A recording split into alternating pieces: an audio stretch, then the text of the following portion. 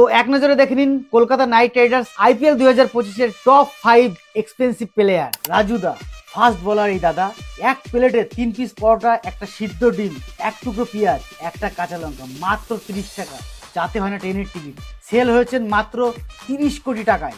উজ্জ্বল দা left hand batsman, বিরিয়ানিতে বেশি পরিমাণ ঘি ঢালার জন্য সেল হয়েছে 140 কোটি টাকায়।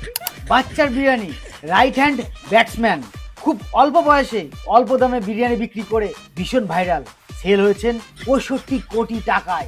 আমেরিকান দাদা অলরাউন্ডার এই দাদা, আমেরিকা থেকে বিরিয়ানিতে পিএইচডি করায়, সেল হয়েছে 80 কোটি টাকায়।